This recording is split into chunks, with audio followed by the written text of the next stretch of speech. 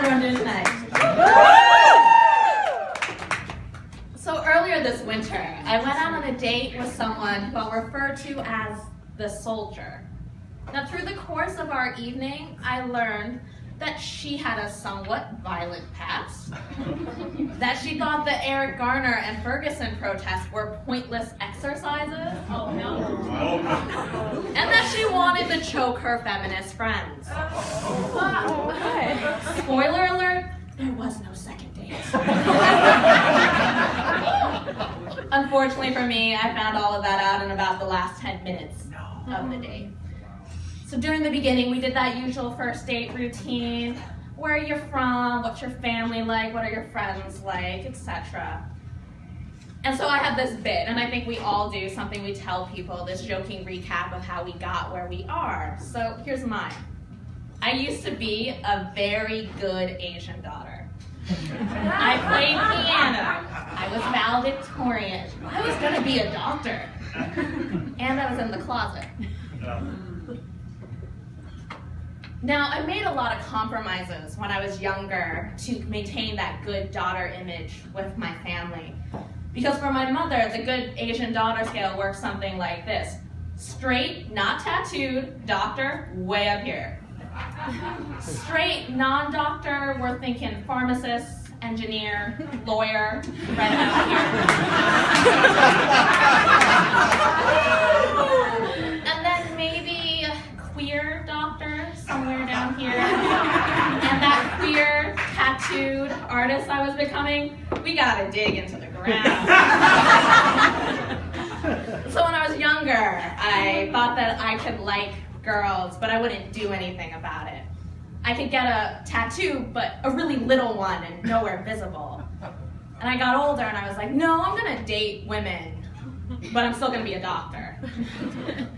And then that became, well, I'm not gonna be a doctor, but I'll stay in the closet with my immediate family. You know, when I tell people this, some of them think about all the smaller actions that make this all possible. So when I tell the soldier that I'm now out in every single part of my life, she gives me this look up and down. And I can see her thinking that the way I dress and the way I look is just another compromise for my very traditional family.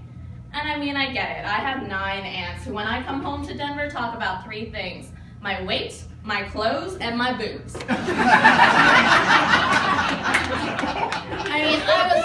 We dressed better for my family growing up than I did for anyone else. I was always told that no, women, we have standards. So I get it. The soldier doesn't let me explain to her that my independent streak that my parents both loved and hated made this untrue. All it takes for her is to hear the words, "I'm queer," drop out of my mouth, and she starts scoffing. When she heard that I was queer and didn't identify as a lesbian, she said something about, "Oh, so that's why you like to pass for straight." For the men. I found this problematic, but let's give her a shot. So assumption number 1. Aimy likes to pass for straight because it makes her life easier, therefore she actively does that. So evidence that I pass for straight. I have had relationships with men. I wear makeup. I wear dresses. I have long hair and no undercut.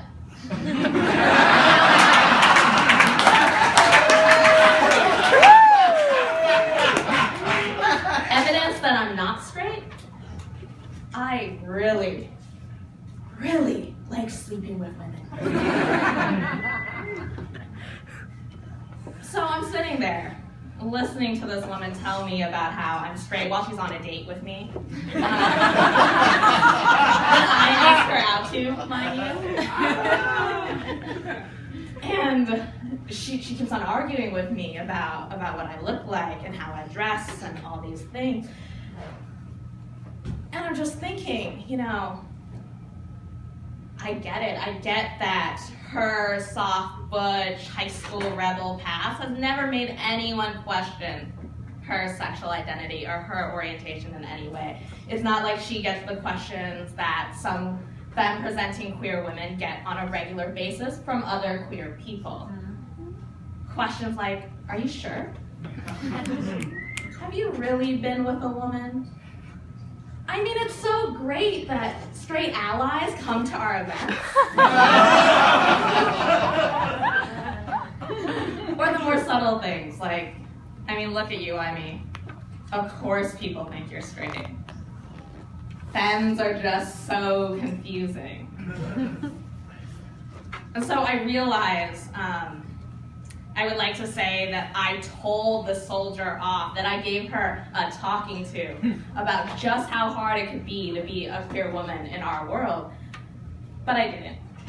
I politely disagreed with her and explained my reasoning and ended the evening. Now, all of us have probably come out more than once. Some of us have to come out every single day because people make a lot of assumptions. And on those days, we don't need people to be making assumptions about us. I don't need my own community to make assumptions about me. Because this is how I like to dress. I'm not a baby dyke trying to emulate the admittedly very femme L-word cast.